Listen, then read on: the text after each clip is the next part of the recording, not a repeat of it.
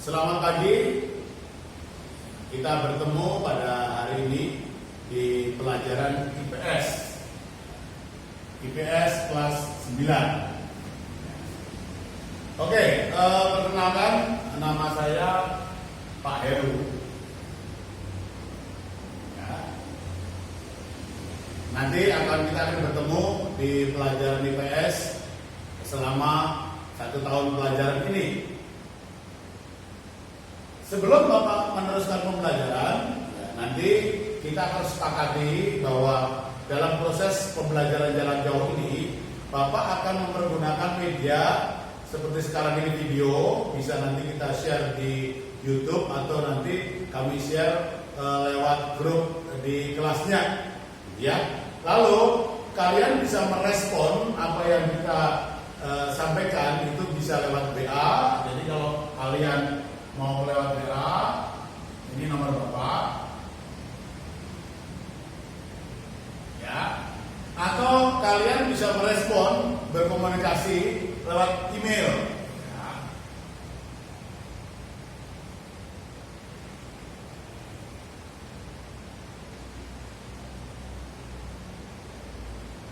Ya, ini semuanya heru@abs62@gmail, ya. Oke, selama 1 tahun pelajaran ini akan ketemu dengan Bapak. Lalu yang kita bahas adalah ada 4 bab ini. Yang bab pertama, interaksi antar ruang benua Asia dan benua lainnya. Nanti Bapak akan sampaikan materinya dan rangkumannya pada hari ini. Tolong kalian siapkan juga buku catatan. Di buku cetak kalian ada juga, tetapi Bapak minta kalian bisa mencatat sesuatu hal yang menurut kalian penting, kalian bisa catat. Karena di akhir pertemuan kita pada hari ini nanti ada kuis atau pertanyaan-pertanyaan yang nanti saya akan berikan, kalian bisa jawab. Nanti bisa di Google Classroom atau kalian bisa di email Bapak, gitu ya. Baik, ini yang bab pertama. Nah, dari judulnya saja, interaksi antar ruang benua Asia dan benua lainnya, ini kalau di SMA ini sudah dibilang bab 1 ini berhubungan dengan mata pelajaran geografi, IPS geografi, ya. Berikutnya yang bab 2, perubahan sosial budaya dan globalisasi. Pelajaran di bab 2 ini kalau dipisah ini sudah termasuk IPS sosiologi, ya. Lalu bab 3, ketergantungan antar ruang dan pengaruh terhadap kesehatan masyarakat. Dari judulnya ini termasuk ke dalam IPS ekonomi. Lalu bab 4, kehidupan masyarakat Indonesia sejak awal kemerdekaan hingga reformasi, ini masuk ke dalam IPS sejarah. Baik, ya, tolong bicara dulu ini yang nomor telepon, handphone Bapak sama email untuk nanti kita berkomunikasi lebih jauh lagi, ya. Baik, sudah. Kalau sudah, Bapak akan hapus. Bapak akan hapus. Baik, kita akan memulai pertemuan kita perdana ini. Kita akan bahas bab 1. Nanti Bapak akan tampilkan di layar di sini. Jadi kalian masih memiliki waktu untuk mencatat. Ingat ya, mencatat, ya. Baik. Nah, setiap awal bab kita harus tahu selama bab ini apa sih yang kita akan capai. 1. Setelah mencermati letak dan luas benua di dunia, peserta didik mampu mengetahui lokasi dan batas-batas setiap benua dengan tepat. Tahu batas-batasnya. Yang kedua, setelah mencermati kondisi alam benua di dunia, peserta didik mampu mengidentifikasi perbedaan kondisi alam setiap benua dengan benar. Apa bedanya Asia? Kenapa berbeda dengan Australia, Afrika, Eropa, ya, dan seterusnya. Setelah membaca dinamika penduduk benua dunia, peserta didik mampu menolak dinamika penduduk setiap benua di dunia dengan tepat. Dinamika penduduk. Nanti Bapak akan tampilkan ya, piramid penduduk. Bapak akan kasih penjelasan singkat. Ya. Berikutnya nomor 4. Setelah menganalisis pengaruh perubahan ruang, interaksi antar ruang benua, peserta didik mampu menelaah pengaruh interaksi antar benua. Jadi ternyata ada pengaruh interaksi, komunikasi dan sebagainya dalam tanda kutip. Ternyata alam juga itu ada prosesnya begitu. Nah, nanti kita akan jelaskan. Oke, kita akan lanjut.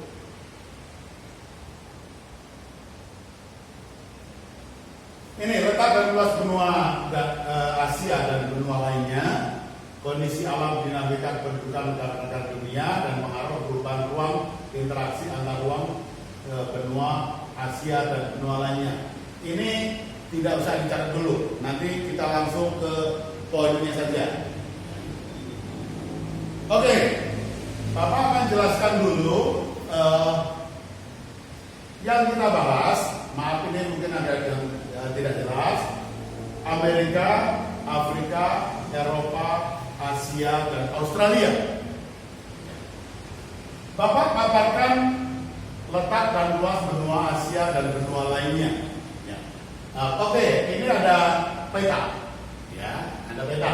Nah, Bapak ingatkan kembali bagaimana membaca peta karena nanti kalian akan berhubungan batasan wilayah benua itu di mana? Batasannya dengan mana?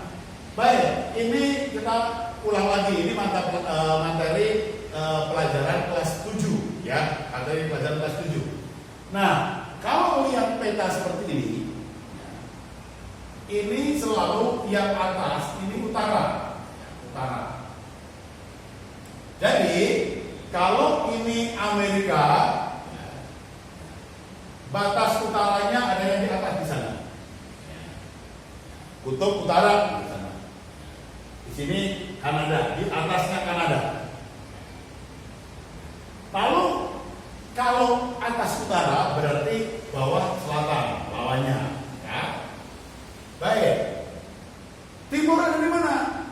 Gampang. Kalau menghafal kalian menghadap berlawanan atau sebaliknya kalian menghadap peta, ya. Baik, lebih gampang kalian menghadap ke peta. Yang timur itu sebelah kanan. Timur sebelah kanan. Barat sebelah kiri, pada kanan kiri, ya. Jadi di sana timur, di sini barat. Makanya kalau kamu lihat di peta Indonesia bagian timur, Irian Jaya ini atau Papua ini Indonesia bagian timur. Jadi posisinya ada sebelah kanan. Nah, yang kiri ini Sumatera posisi sebelah kiri. Kalau kita menghadap ke peta. Jadi kanan timur, kiri barat. Jadi kalau saya tanya, tolong kalian batas Afrika, benua Afrika itu mana saja? Atas adalah utara, di sini posisinya, ya.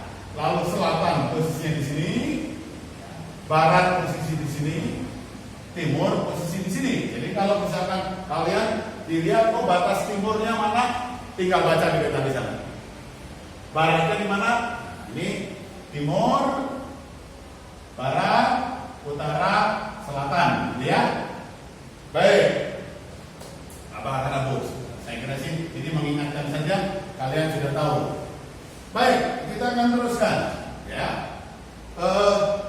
Amerika, posisi geografis dilihat dari letak berdasarkan garis lintang dan garis bujur. Nah, ini nanti kalau di peta ada garis-garis yang mengarah ke sini sama mengarah di sana. Ya, kalau zaman sekarang kita bisa memakai Google, posisi kalian, letak kalian ada posisi di mana, itu langsung otomatis. Lalu luas wilayahnya 42 juta kilometer persegi. Afrika posisinya luas wilayah Eropa dan sebagainya. Nah, di sana ada Australia, adalah benua paling kecil. Karena benua yang hanya satu negara itu adalah Australia. Ya, nanti kalian bisa lihat. Ya. Baik, kita teruskan. Oke, kita lihat kondisi alam dinamika penduduk dunia. Maaf, Bapak akan ambil beberapa negara saja sebagai perwakilan yang kita akan bahas pada hari ini. Indonesia. Nah, kita akan di Indonesia, kita akan bahas Indonesia. Ada pertemuan lempeng Eurasia, lempeng Pasifik, dan lempeng Australia. Nanti kalau kamu lihat peta sesungguhnya ada garis-garis di sini. Ini lempeng. Lalu terdapat 3 kawasan flora, fauna, serta beriklim tropis. Jadi ada kalau kamu lihat Indonesia bagian barat, Indonesia bagian tengah, Indonesia bagian timur. Posisinya akan seperti sana. Nah, masing-masing memiliki sumber daya flora dan fauna yang berbeda. Kalau di Indonesia bagian barat, kamu mengenal banteng gajah. Indonesia bagian timur itu hewan-hewan berkantung, hampir mirip di Australia karena mereka berdekatan sekali. Ya, kalau kayak sumber alam seperti tambang, hutan, pertanian, dan perkebunan. Ya, berikutnya kita ambil satu negara Korea Selatan. Terdapat titik tertinggi di Alasan, Pegunungan Taibat, ya, memiliki hutan tropis di sepanjang pantai selatan. Jadi selatan di mana? Nah, di sini. Bawahnya, di bawah. Ini kalau Korea Selatan di sini bawah. Ya. Ya. Lalu iklim sedang 4 musim. Korea Selatan sudah mengenal 4 musim. Ya, baik. Kita lihat kependudukan. Oke. Bapak akan ini kan penjelasan dulu. Ini piramida penduduk. Ini piramida penduduk. Piramida penduduk. Nanti kalian akan mengenal 3 piramida penduduk. Ya. Piramida penduduk. Nah, piramida penduduk cara membacanya gampang. Ini dari titik 0, berarti 0 akhir di sini, ke sana, semakin ke sana, itu semakin usianya tua, ya, usia tua. Nah, kalau ini piramida penduduk, biasanya begini. Nah, piramida penduduk itu ada 3. Satu, ada piramida penduduk muda. Gambarnya seperti ini. Jadi yang ini kan tadi gambar, ya. Ini dari 0, ya, 0 tahunnya di sini, semakin ke sana semakin usianya tua, ya. Ini jumlah saja ke sana. Nah, ini kalau piramida penduduk muda, sekali lagi, piramida penduduk muda itu usia mudanya besar, kelahirannya besar, kematiannya sedikit, jadi pertumbuhan penduduknya tinggi. Ini contoh-contoh negara-negara yang sedang berkembang seperti di Indonesia. Ya, ini ya, seperti di Indonesia. Oke, lalu yang kedua ini muda. Nah, stasioner itu gambarnya hampir begini, hampir sama. Ya, jadi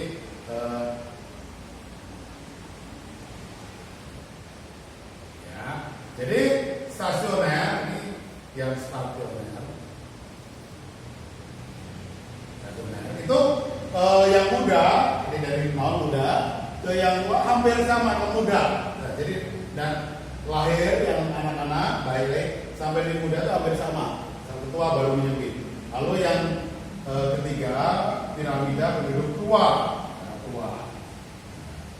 tua itu kecil ke besar ini. Nah, ini contoh nanti kita lihat ada contohnya ada negara-negara maju. Negara maju itu tingkat kelahirannya rendah, tingkat kematiannya agak tinggi. Kadang beberapa negara tingkat pertumbuhannya 0, bahkan ada yang sampai minus. Artinya apa? Artinya yang lahir lebih sedikit dibandingkan yang meninggal. Nah, ini bahaya. Nah, lama-lama penduduk habis. Makanya ada banyak negara maju yang memiliki piramida penduduk seperti ini. Makanya banyak sekali, contohnya di tetangga kita yang dekat Singapura. Mereka sengaja membuat menarik pasangan muda untuk bisa memiliki anak, karena takut kalau nanti mengalami kekurangan penduduk karena kelahirannya sangat kecil. Banyak cara dilakukan. Kenapa itu terjadi? Karena apa? Biaya hidup dan pengasuhan anak itu tidak gampang, sehingga mereka punya kecenderungan, udahlah saya nggak punya anak dulu atau punya anak sedikit. Oke ya, oke.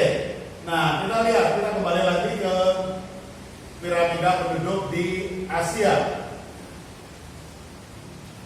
Oke, di Asia penduduknya paling tinggi. Karena apa? Di negara Asia itu 59% jumlah penduduk dunia ada di Asia. Kalian ingat China memiliki jumlah penduduk kurang lebih 1,4 M. India 1,3 M. Indonesia banyak juga, sekitar 270 juta jiwa dan seterusnya. Jadi mayoritas penduduk ada di Asia. Lalu keragaman budaya penduduk sangat tinggi. Di Asia itu memiliki bentangan alam yang variatifnya sangat banyak. Ada tropis, subtropis, ada yang 2 musim seperti kita, 4 musim dan sebagainya. Kegiatan ekonomi penduduk dominasi sektor agraris. Agraris bagi mereka, ciri-ciri agraris adalah mereka yang negara-negara yang sedang berkembang seperti di Indonesia. Lalu industri kalian mengenal, ada Jepang, Korea Selatan, bahkan China itu negara industri terbaru, jadi baru. Bahkan banyak negara takut dengan China, perkembangan industrinya sangat besar. Ya. Kembali ke Amerika Serikat. Kondisi alam Amerika Serikat memiliki iklim sedang dengan 4 musim. Nah, ini ada di posisi di atasnya tropis, jadi subtropis. Jadi mereka memiliki 4 musim. Topografi sangat beragam, ada pegunungan, gurun, dataran rendah, dan gletser. Gletser itu ada sebagian yang diliputi oleh es. Kenapa alam yang dikenal adalah sekitar Mississippi, air terjun di Niagara, dan lembah Grand Canyon. Oke, ini tadi Amerika Serikat itu ada di Amerika Utara. Lalu Bapak juga ambil satu negara yang di Amerika Selatan atau Chile. Negara terpanjang dan sempit. Jadi di sini ada di pesisir pantai barat di benua Amerika, terutama Amerika Selatan, dan terkenal gurun Atacama. 2/3 bagian utara Chile terletak di lereng Nazca. Ya. Berikutnya, kondisi kependudukan. Ingat, tadi Bapak sudah jelaskan. Nah, ini Amerika Utara, ya, terdiri dari Amerika Serikat dan Kanada. Ciri-ciri negara maju, Bapak ingatkan kembali bahwa di Amerika Serikat, Kanada itu negara maju, memiliki piramida penduduk tua. Beda dengan Amerika Selatan. Amerika Selatan itu mayoritas adalah negara sudah berkembang, posisinya piramida penduduk muda. Nah, dengan salah satu ciri negara maju adalah perkembangan teknologi yang maju.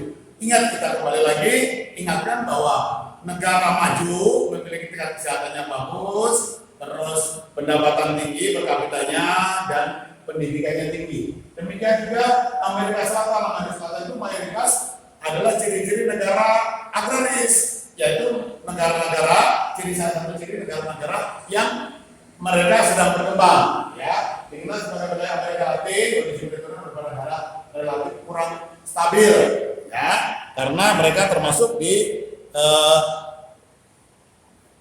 negara-negara sedang berkembang.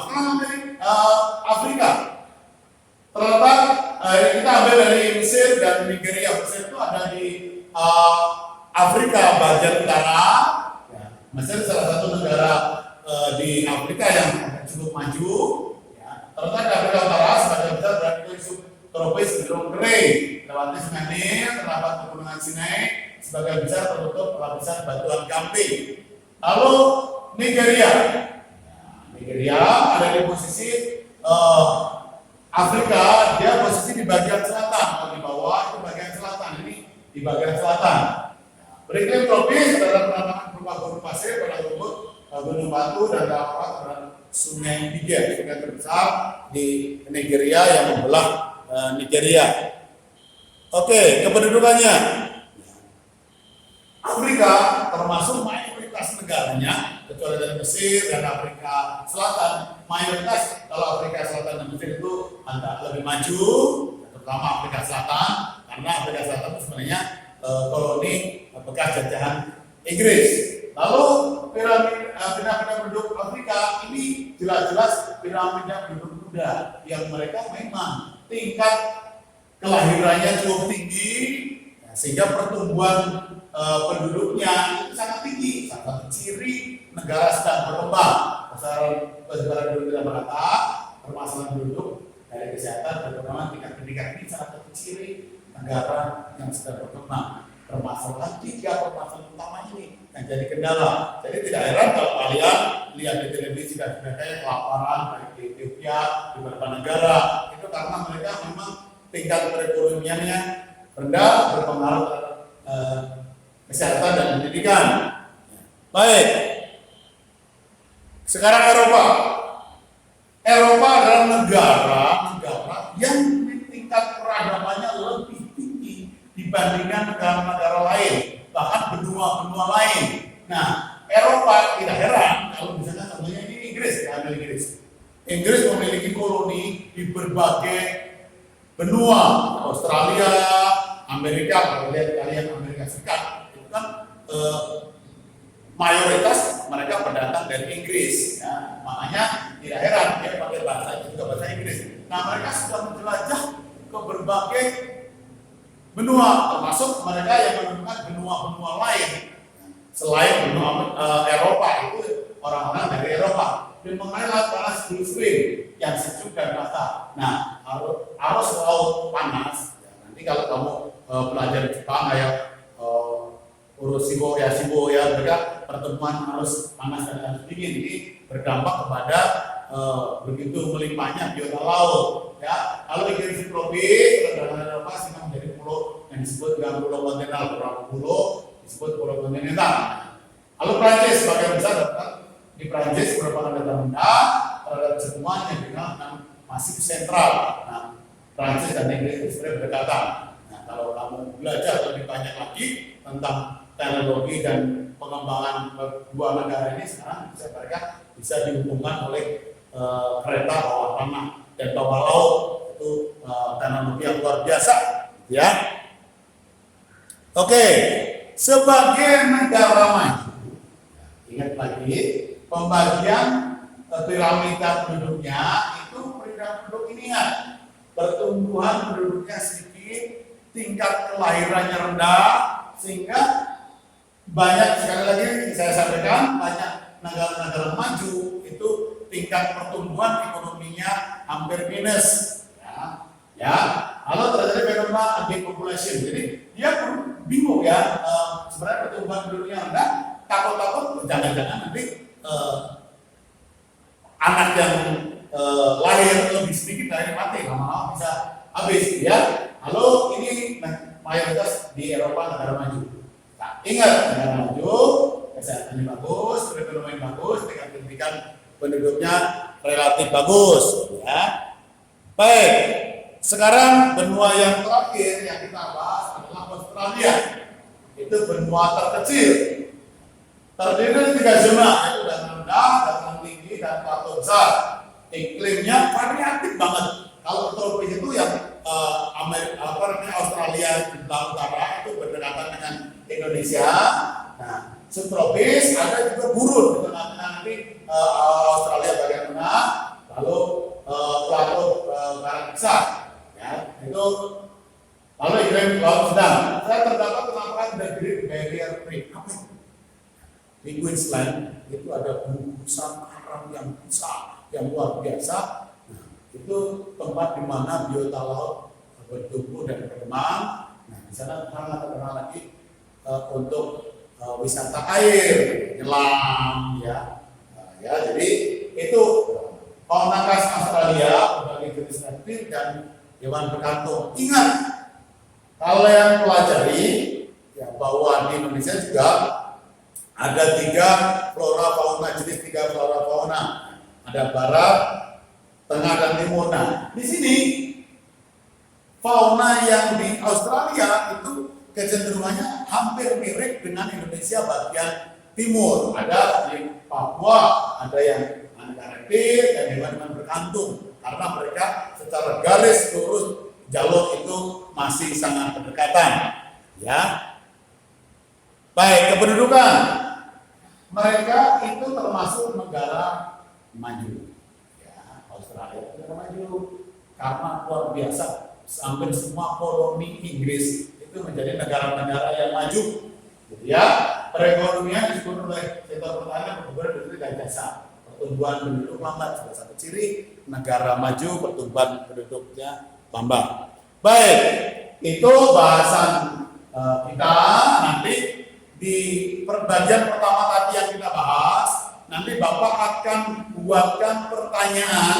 Sekali lagi, Bapak akan buatkan pertanyaan untuk pembelajaran kita untuk hari ini.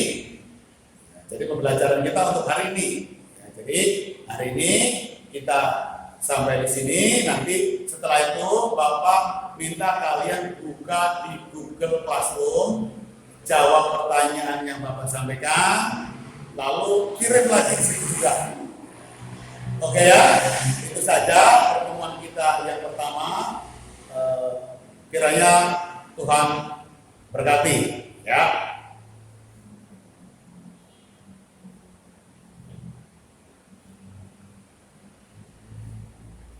Baik, selamat pagi, sampai bertemu kembali untuk pertemuan kita yang kedua. Sekarang pertemuan kedua. Nah, pertemuan kedua ini kita belajar tentang pengaruh perubahan ruang dan interaksi antar ruang di benua Asia dan benua lainnya. Nah, kalian harus jelas dulu, tahu dulu yang disebut pengaruh perubahan ruang itu apa, dan interaksi antar ruang di benua Asia dan benua lainnya itu apa. Jadi begini, ya, dalam kehidupan kita secara geografis, dalam jangka waktu tertentu itu terjadi satu perubahan ruang di sini adalah segala sesuatu yang ada di luar kehidupan kita, lingkungan di sekitar kita, baik tanah, hutan, kondisi alam, gunung, dan sebagainya. Termasuk juga perkembangan teknologi yang luar biasa menyebabkan banyak sekali perubahan dari pola kehidupan, bahkan pola kehidupan kita, bahkan ini sumber mata pencarian dan kehidupan kita. Misalkan contoh, sekarang kamu sangat susah sekali mencari di kota Bandung lahan-lahan persawahan. Kenapa? Lahan persawahan beralih fungsi. Fungsinya jadi apa? Ada perumahan, perkantoran, dan sebagainya. Itu termasuk yang disebut contoh perubahan ruang. Bisa juga, misal karena gempa, karena tsunami, dan sebagainya, lingkungan yang biasanya seperti yang semula kita tempati bisa berubah total. Misalkan rumah habis, ya, terus berganti menjadi ada ya danau buatan dan sebagainya karena pengaruh dari faktor alam. Bisa juga karena faktor aktivitas manusia. Contohnya kayak hutan, gunung, ya, terus pertambangan yang eksplorasi pertambangan yang luar biasa terus-menerus tanpa mengindahkan kondisi alam di sekitarnya, itu disebut juga perubahan ruang. Nah, baik, pengaruh perubahan ruang ini dipengaruhi 2 faktor. Faktor alam dan faktor aktivitas manusia. dikendalikan oleh manusia karena kondisi alam kita. Misalnya contohnya tsunami, ya, banjir, gunung meletus, longsor, dan badai. Tsunami ada beberapa kalian ingat di Indonesia pernah seperti Aceh. Itu tsunami yang karena gempa menyebabkan tsunami, air laut naik ke permukaan sehingga menerjang apa saja, sehingga berubahlah yang dulunya tempat untuk tempat tinggal dan sebagainya habis. Pertanian habis. Berbagai negara termasuk Jepang itu sering terjadi dilanda tsunami. Banjir, gunung meletus. Kalau kalian pernah pergi ke Merapi, ya lereng Merapi di Yogyakarta, di sana menemui hamparan pasir yang dulunya ladang, tempat tinggal berubah total karena pengaruh letusan gunung berapi, tanah longsor, badai. Itu faktor-faktor yang menyebabkan perubahan ruang. Jadi ada terjadi perbedaan di situ, yang dulunya lahan pertanian, rumah dan sebagainya habis. Jadi gurun pasir, gunung, hutan-hutan habis, tanaman habis dan sebagainya. Lalu yang kedua, faktor aktivitas manusia, pemanfaatan secara eksploratif. Jadi pemanfaatan alam yang terus-menerus tanpa memindahkan ada sebuah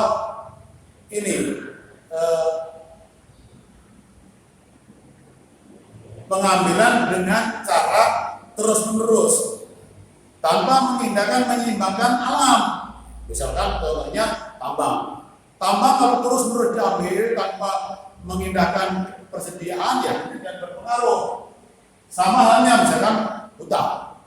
Alih fungsi hutan jadi hutan langsung ditebangin asal saja, diganti, dirubah untuk menjadi lahan pertanian atau dirubah untuk menjadi pertambangan tanpa mengindahkan sumber daya alam, ya itu berpengaruh.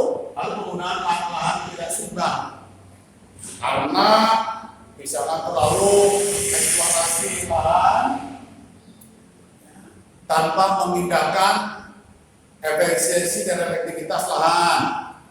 Bisa juga penggunaan lahan yang banyak sekali menggunakan zat-zat kimia, itu bisa saja berpengaruh. Ya, baik.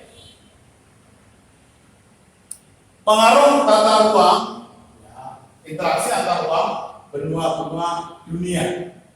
Berpengaruhnya antara dua bidang ekonomi dan bidang sosial. Nah, interaksi antar ruang benua ini tidak hanya dari segi negatif. Tadi Bapak sudah jelaskan, itu ada segi negatifnya, tetapi bisa juga dilihat dari dua sisi, yang sisi negatif sama sisi positif. Nah, kita lihat sisi di sini ada dua sisi positif dan negatif. Kalau kita bisa memanfaatkan kondisi perubahan dan pengaruh antar ruang, kita bisa mendukung pertumbuhan ekonomi. Karena begini, pada prinsipnya kita hidup itu saling mensupport. Apabila satu negara dalam satu benua tertentu kondisi alamnya tidak memungkinkan untuk memproduksi produk-produk tertentu, misalkan di Indonesia cocok dengan tanaman buah-buahan karena kita berada di posisi tropis. Banyak negara di Asia Tenggara yang dia bisa mensupport sayur-sayuran dan buah-buahan, bisa mensupport sayur-sayuran buah-buahan bagi negara-negara yang ada di benua yang memang dia tidak memproduksi barang itu. Itu bisa mendukung pertumbuhan ekonomi masyarakat, terjadi interaksi produk, gitu ya. Daya saing ekonomi meningkat karena ya dalam kondisi sekarang semua negara dalam kondisi kita negara yang posisi sekarang globalisasi, semua negara itu bebas bersaing dengan negara lain. Apabila kita mampu bersaing, kita punya daya saing ekonomi yang luar biasa. Artinya kualitas produk kita bisa bersaing dengan kualitas produk negara lain, sehingga ya, kita bisa menjual produk kita ke berbagai negara. Jadi kita tidak hanya penikmat produk saja, tapi kita bisa penjual produk, memproduksi produk. Lalu kualitas produk meningkat, daya saing membangkitkan bagaimana kita bisa meningkatkan produksi kita bersaing dengan negara lain. Lalu peluang investasi semakin terbuka. Kita bisa sepersekian menit interaksi dengan negara lain, kita bisa transaksi dengan negara lain, sehingga apa? Kita bisa jual kemana saja produk kita. Lalu sosial budaya. Yang pertama, sektor pariwisata menjadi sektor yang sangat menjanjikan. Sekarang kan banyak negara yang mengandalkan sektor ini. Sebenarnya Indonesia kalau kita bisa mengeksplor demikian luar biasanya, ya kita bisa bersaing dengan negara lain karena kondisi keadaan alam kita tidak kalah dengan negara-negara lain. Pengaruh budaya Barat dapat merusak budaya asli. Nah ini kan saya sebutkan. Ya. Pengaruh Asia Tenggara tidak selamanya positif. Kita bisa saja dipengaruhi budaya seperti sekarang. Budaya yang masuk kita terima begitu saja tanpa terjadi filterisasi. Jadi kita tidak bisa menyaring budaya yang barat, kita pakai budaya yang ada langsung begitu saja, sehingga apa? Kadang budaya yang kita pakai tidak sesuai. Dampaknya ada. Ya, sampai ya, pemakaian internet di Indonesia itu luar biasa besarnya. Tapi pertanyaannya adalah buat apa internet? Apakah internet pendidikan, menggali informasi atau internet yang lain? Ya, baik. Lalu menurunkan kesenjangan sosial. Ingat, ini ada hubungannya dengan daya saing dan sebagainya peluang investasi. Bagi mereka yang tidak dapat memanfaatkan persaingan yang ada, pengaruh antar ruang. Jadi misalkan produk China itu luar biasa diterima di Indonesia. Bagaimana caranya kita harus bersaing dengan mereka? Apabila kita tidak bisa memanfaatkan kondisi ini, ya udah kita bersaing. Akibatnya apa? Kita tidak bersaing, kita tidak bisa berkembang secara ekonomi, kita tidak ada peluang untuk kita bisa bangkit. Akibatnya kita terjadi kesenjangan ini. Jadi kalau kita lihat piramid pendapatan, ya, orang yang high class, yang tinggi, kita ada lower class, medium class, ya kita ada di lower class. Orang yang berada di kelas bawah, kalangan bawah. Akibatnya apa? Kita sulit bersaing untuk menjadi orang-orang yang high class. Karena apa? Ini kita tidak bisa bersaing. Akibatnya kita terpuruk. Kesenjangan sosial sangat banyak. Orang yang ada di high class, ya semakin dia peluangnya dia bisa ambil, otomatis lebih baik kesempatan untuk dia berkembang lebih baik. Lalu budaya sebagai kebanggaan suatu negara, inilah yang sebenarnya dari atas ini. Kita bisa mengambil, menyaring budaya asing, kita mempertahankan budaya kita mengembangkan budaya kita, sehingga apa? Budaya kita menjadi maju, sehingga apa? Kita bisa bangga dengan budaya yang kita miliki. Ya. Politik. Ya, politik. Ada potensi saling mempengaruhi antar negara. Ingat, Indonesia itu menjadi adalah negara yang demokratis Pancasila. Ada negara-negara Amerika liberal, China sosialis atau komunis. Sehingga apa? Ada potensi yang besar mempengaruhi, saling mempengaruhi antar tadi demokratis, sosialis, liberal. Nah, bagaimana kita secara politik kita memiliki dasar apa? Kita memiliki ya demokrasi motonya bebas aktif. Kita bebas aktif, dalam hal ini kita harus bisa mempertahankan demokratis Pancasila. Kita tidak boleh terpengaruh oleh budaya asing, liberal dan sebagainya. Tingkat kepercayaan antar negara semakin naik. Kenapa? Antar negara melakukan hubungan, saling memenuhi, saling melengkapi, sehingga saling memerlukan. Menghilangkan sejarah antara negara maju dan negara. Nah, ini kesempatan sebenarnya bagaimana berkembangnya negara berkembang menjadi negara maju. Kesiapan kita untuk bersaing produk, bersaing sumber daya manusianya, bersaing sumber daya alamnya. Nah, apabila tidak kita bisa kembangkan dan kita bisa menjaga integritas negaranya, yang terjadi adalah memicu konflik perbatasan. Orang-orang yang ada di perbatasan karena negara kita tidak bisa berkembang dengan baik dan gila kalah dengan negara baik, terjadi permasalahan di situ. Termasuk kendala-kendala sekarang bagaimana Indonesia tidak bisa memilih kondisi alam di Indonesia, di negara perbatasan, di wilayah perbatasan bisa dicaplok oleh negara lain. Perbatasan kita karena sebenarnya sumber daya alam yang ada di perbatasan ini sangat menjanjikan karena kita tidak bisa eksplorasi, ya udah yang beralih oleh negara lain. Contohnya banyak, pelajaran di IPS, beberapa konflik perbatasan dengan Malaysia.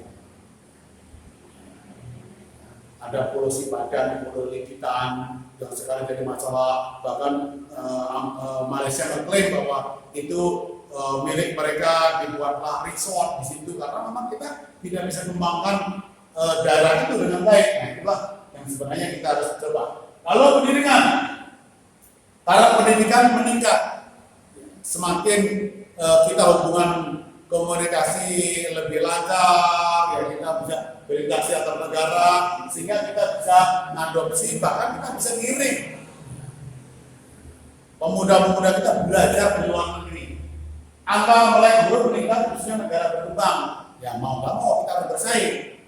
Kita kembangkan pendidikan di Indonesia berkembang. Sekarang ada pendidikan dasar, pendidikan menengah, bahkan program pemerintah minimal kita melakukan pendidikan minimal sampai SMA, misalnya, ya. Kalau teknologi merambah berbagai penjuru dunia, kita nggak bisa pungkiri, ya elektronik komunikasi, kita bisa interaksi dengan negara lain, ya. Lalu perkembangannya ilmu pengetahuan itu dampak dari globalisasi yang kita inikan. Oke ya, itu pertemuan Bapak pada hari ini. Nanti ada materi-materi, pertanyaan-pertanyaan yang nanti akan Bapak sampaikan lewat Google Classroom Class. Silakan melihat di sana. Bahkan karena langsung ini mungkin tidak terlalu bagus, nanti Bapak akan kirimkan PowerPoint yang Bapak buat di sini untuk nanti kita kirimkan di Google Classroom sehingga kalian nanti bisa lihat di sana. Ya, oke, itu saja pertemuan kedua kita pada hari ini. Silakan setelah ini kalian buka Google Classroom kalian. Nanti Bapak sudah siapkan beberapa pertanyaan dan bahan diskusi, termasuk tugas-tugas apa yang nanti kalian bisa kerjakan di sana. Itu saja, kiranya Tuhan berkati untuk kalian semua. Good luck.